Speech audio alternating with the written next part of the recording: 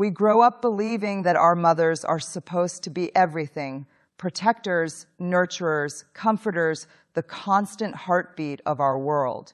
As children, we see them through the lens of survival. They are our first source of love and sometimes our first source of pain. But the truth Brené Brown teaches, and one that feels both liberating and heavy, is that healing begins when you stop seeing your mother as a symbol and start seeing her as a human being.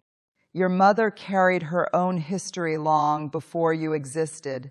She had fears that were never named, heartbreaks that were never healed, and dreams that were quietly buried under responsibility. Maybe she grew up in a household where emotions were forbidden, or love was conditional, or silence was safety. Without knowing it, she carried that emotional DNA into your life. When she raised her voice, withdrew affection, or seemed unable to understand you, it wasn't always about you. It was about the story she was still trapped in, the one that started before you were born. Understanding this doesn't erase the pain. It doesn't excuse what happened, but it allows you to look at your mother with new eyes, not as the source of all your wounds, but as a woman doing the best she could with what she had. Brené Brown often says that empathy is the antidote to shame. When you apply empathy to your mother, even quietly, from a distance, something begins to shift inside you. The anger, the confusion, the why wasn't I enough, starts to lose its grip because you realize it was never about your worth. It was about her capacity. Many of us hold on to an invisible ledger, a list of the ways our mothers failed us. She wasn't there. She was too strict. She loved unevenly. She couldn't protect us. But Brené's work invites us to replace judgment with curiosity. What happened to her? What shaped her reactions? What made her afraid to love fully or to let go of control? That shift doesn't erase accountability, but it transforms resentment into understanding. And understanding is where healing quietly begins to grow roots. When you see your mother's humanity, you stop chasing the impossible fantasy of what she should have been. You stop waiting for her to finally say the right words or make up for the lost years. You begin to see that her silence or her sharpness came from unhealed places.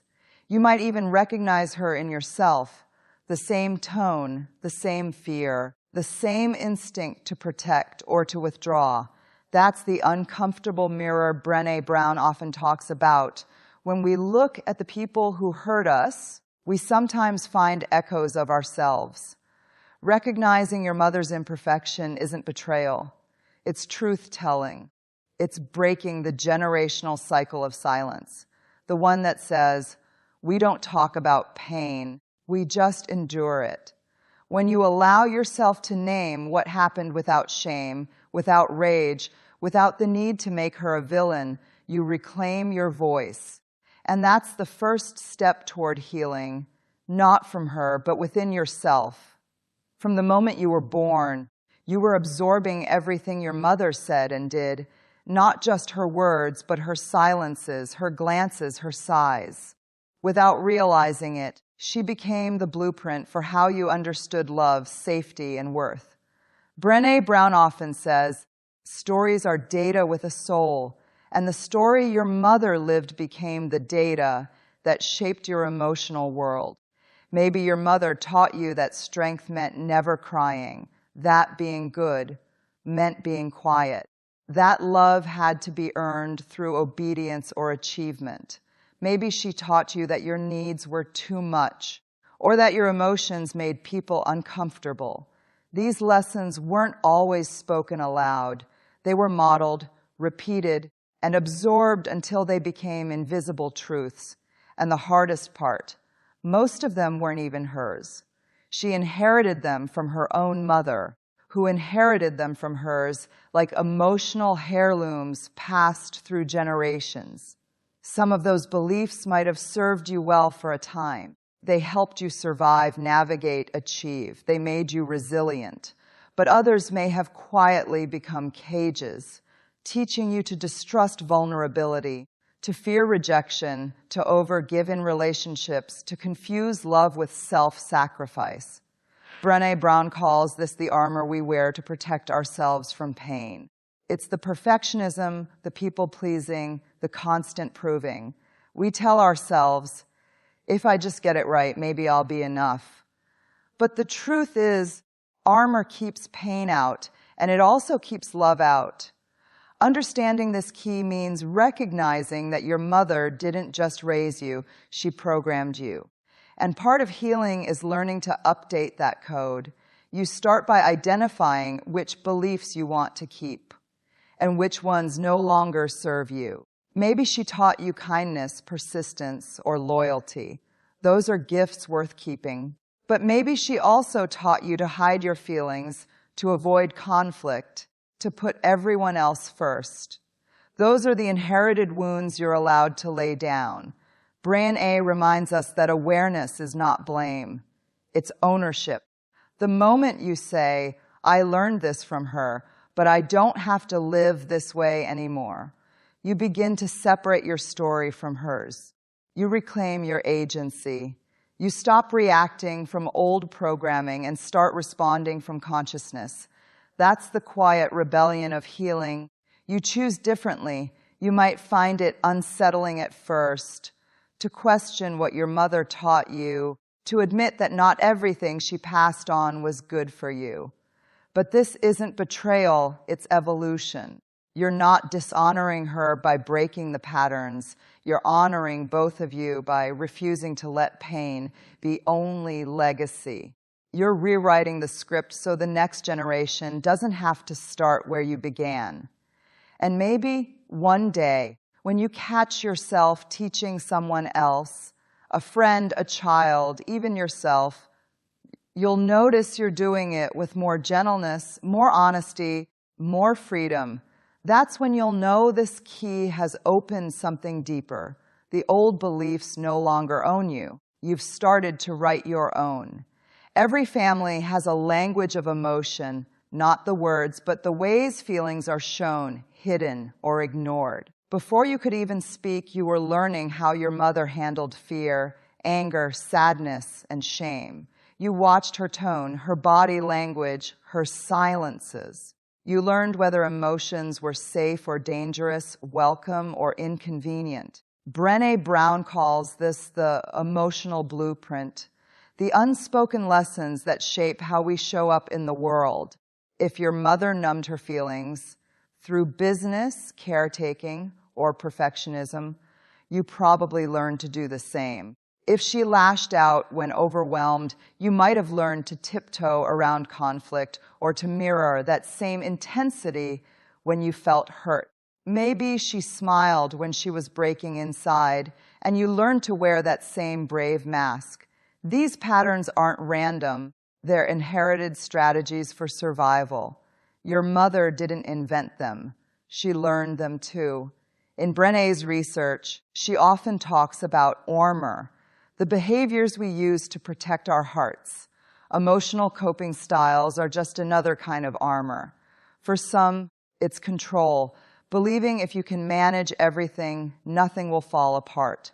For others, it's detachment, convincing yourself that feelings only complicate things. And for many, it's people-pleasing, trying to regulate everyone else's emotions so you never have to feel your own. The tragedy is that these strategies work until they don't. When you reach adulthood, those inherited patterns begin to clash with your desire for connection.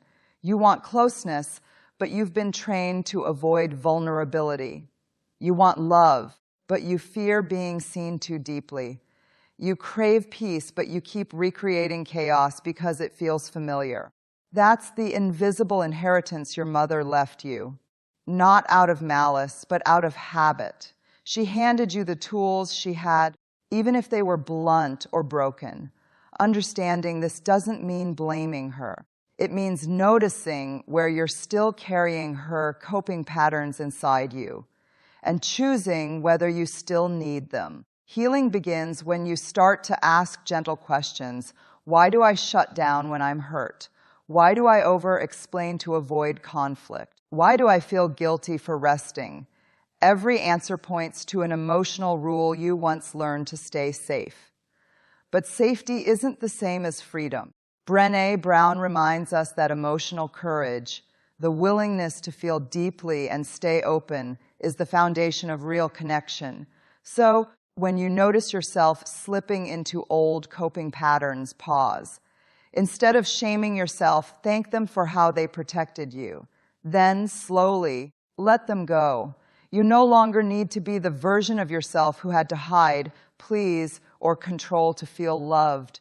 You inherited your mother's emotional blueprint, but you also have the power to redraw it. You can teach your body that vulnerability is not weakness, that emotions aren't threats, that love doesn't require self-erasure. Each time you stay present with a feeling your mother couldn't face, you're not just healing yourself, you're healing the story she never got to finish. Every child comes into the world wired for connection. Before we even understand language, our bodies are searching for cues of safety. A gentle voice, a steady touch, eyes that say, "I see you." These signals teach us that it's okay to exist, to feel, to reach out. When those signals are missing, inconsistent, or conditional, we grow up with a quiet aches, the longing to be emotionally held. Brené Brown often says that we are hardwired for love and belonging, but we can't access either without feeling safe. Your mother was supposed to be your first safe place, the one who tuned into your cries, who mirrored your emotions, who made you feel understood. But if she was distracted, emotionally unavailable, or drowning in her own pain, she couldn't always attune to you. Maybe she was physically present, but emotionally distant. Maybe she comforted you one day and criticized you the next. Maybe her love depended on how well you behaved, how quiet you were, or how much you made her proud. Those experiences plant seeds of uncertainty. Is it safe to be myself? Am I lovable only when I'm good? That uncertainty often becomes the blueprint for adult relationships. You might find yourself craving closeness, yet fearing rejection, scanning every interaction for signs of abandonment. You might chase validation through achievement, perfectionism, or caretaking, trying to earn the love that should have been unconditional. Or perhaps you built walls so high that no one can truly reach you, because somewhere deep down, connection feels like risk, not refuge. Brené Brown's research on shame and belonging reveals that when our need for emotional safety isn't met, we internalize the belief that we are the problem. We stop saying, "My mother couldn't make me feel safe," and start believing, "I must be unworthy of safety." That shift from experience to identity is where the wound forms, and healing begins when you reverse it. You start by recognizing what was missing, not as blame, but as truth. You name the moments you needed comfort and got silence. You acknowledge the times you were shamed for needing too much. This isn't about judging your mother. It's about validating your inner child, the one who kept waiting for someone to say, "You're okay. You're enough." Validation isn't about fixing the past. It's about finally giving yourself what you deserved all along. As Brené says, what can only love others to the extent that we love ourselves? The same applies to healing. You can't build safety with anyone else until you build it within yourself. That means learning to listen to your emotions with curiosity instead of judgment. It means replacing self-criticism with compassion, self-abandonment with presence. Every time you sit with a feeling you once had to suppress, you send a new message to your nervous system. You're safe now. You don't have to hide anymore. Healing this key isn't about rewriting your mother's story. It's about reclaiming your own. You become the one who offers what you once needed: safety, attunement, and validation.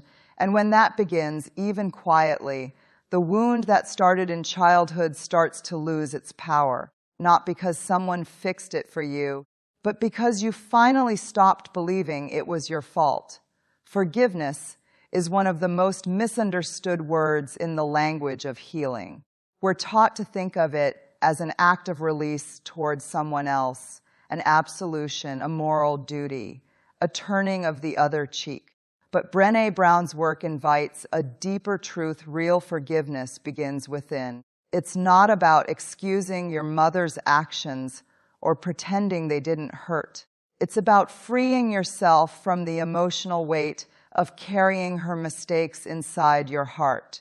Many of us hold on to our pain because it feels like protection. Anger becomes armor, proof that what happened mattered. Resentment becomes a form of control, a way to ensure we'll never be hurt like that again. But Brené reminds us that pain, when left unprocessed, turns into shame and bitterness. It doesn't keep us safe, it keeps us stuck, and the longer we hold it, the more it quietly drains the life out of us. Forgiveness, then, isn't about letting your mother off the hook.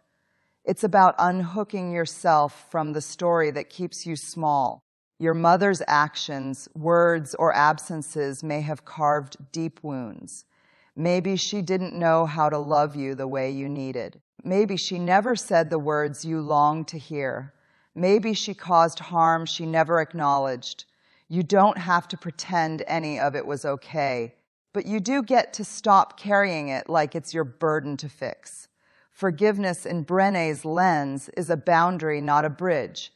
It says, I will no longer let your pain define my peace. This kind of forgiveness starts quietly. It begins with honesty, naming what happened without denial or distortion. Then comes compassion, not for what she did, but for the truth that she was human, limited, and flawed. When Brené speaks about wholehearted living, she emphasizes that compassion is not permission, it's perspective. It allows you to see the story with clear eyes instead of through the haze of pain. And finally, forgiveness turns inward. You forgive yourself for the years you tried to earn her love, for blaming yourself for her unhappiness, for replaying the past hoping the ending would change. You forgive the younger version of you who believed her worth was negotiable. You forgive the adult you who still sometimes aches for her approval. This is the quiet revolution of healing, reclaiming your power not by forgetting, but by releasing.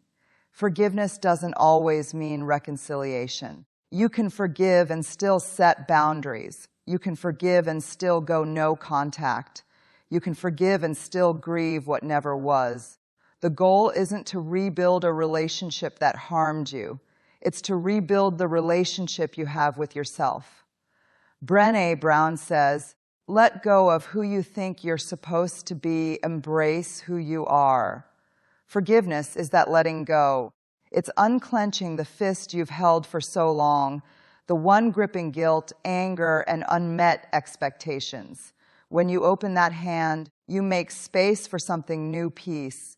It doesn't come all at once. Sometimes it's a whisper. Sometimes it's a decision you make every morning. I choose freedom today. But over time, forgiveness stops being something you do and becomes something you are. And when that happens, the story that once bound you begins to lose its hold. One of the hardest truths Brené Brown helps us face is this: healing does not come from waiting for someone else to become who we needed them to be. It comes from shifting how we engage with the story. Many people spend years hoping their mother will apologize, understand, or finally see the pain she caused. But sometimes she can't. Sometimes she's still trapped in her own shame, denial, or fear. And sometimes she's simply unable to meet you where you need her to. When that realization hits, it can feel like grief all over again. But it's also the beginning of freedom. Your healing is not dependent on her change. It's born from your own awareness. Brené often says, we can't change other people, but we can change the boundaries of the relationship. That means deciding what kind of contact is healthy, what conversations are safe, and how much emotional energy you're willing to give.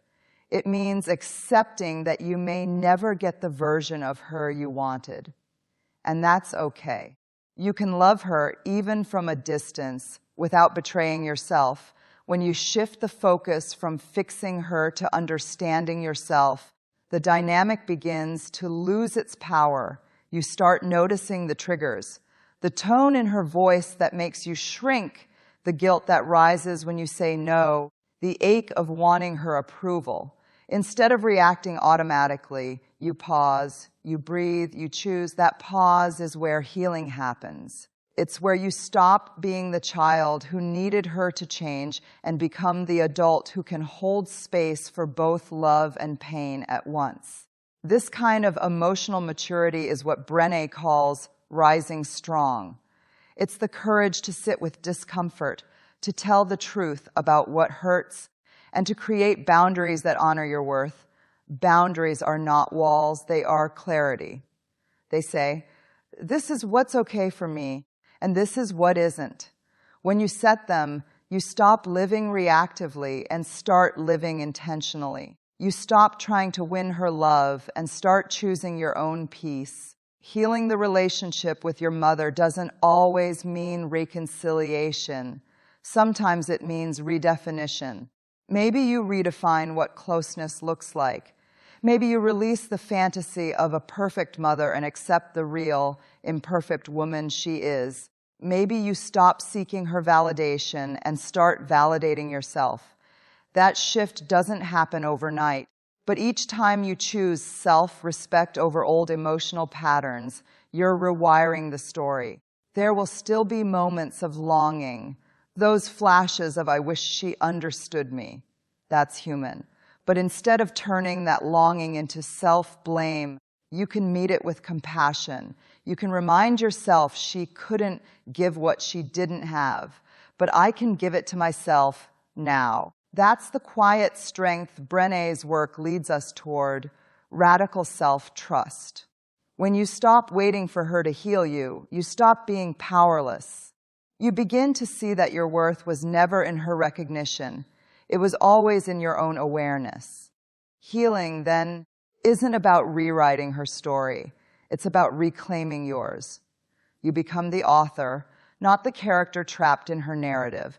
And one day, without even realizing it, you'll look back and see that she no longer defines your emotional landscape. You do. There comes a moment in every healing journey when you realize no one is coming to fill the space that was left empty. No apology, no perfect relationship, no external validation can undo the ache of unmet childhood needs. That realization is heartbreaking, but it's also profoundly empowering, because that's the moment you stop looking outward for rescue and start turning inward for restoration. Brené Brown often says, owning our story and loving ourselves through that process is the bravest thing we'll ever do.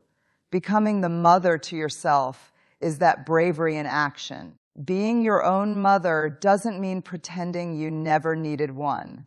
It means honoring that need and learning to meet it with compassion. It means listening to your emotions with the patience she may not have had. It means saying to yourself the words you longed to hear, "You're safe now. I see you. I'm proud of you. You did nothing wrong. This is not a fantasy. It's a reparenting of the heart." You become the steady, kind presence your younger self always needed. In Brené's language of vulnerability, this act of self-mothering is the ultimate courage to open your heart to yourself, to tend to the places you once abandoned, to forgive your own humanity. The child in you who was silenced learns to speak again. The one who was unseen begins to shine. And every time you offer yourself grace instead of judgment, softness instead of shame, you rewrite the emotional inheritance your mother left behind. You stop passing pain forward and start passing wisdom. This process doesn't erase your longing for her love, There may always be a part of you that wishes she could have shown up differently.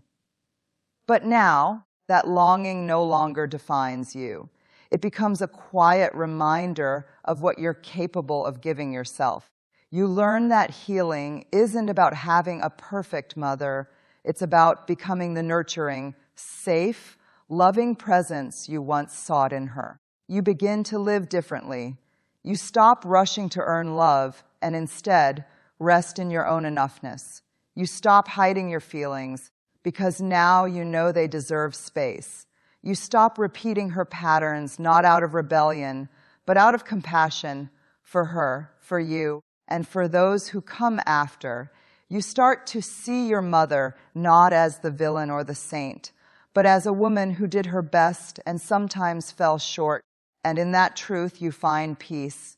Healing, Brené teaches, is not a destination. It's a practice. Some days you'll feel grounded, other days the old wounds will whisper again. But now you have tools she didn't. You have awareness, language, and the courage to face your own heart without running. You've become the parent your soul always needed, the one who holds space for pain and still believes in joy. And that's where the story turns from survival to freedom.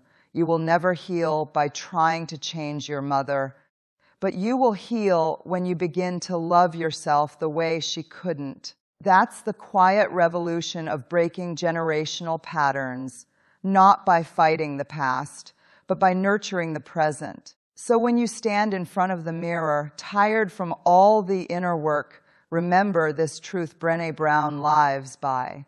You are imperfect. You are wired for struggle, but you are worthy of love and belonging.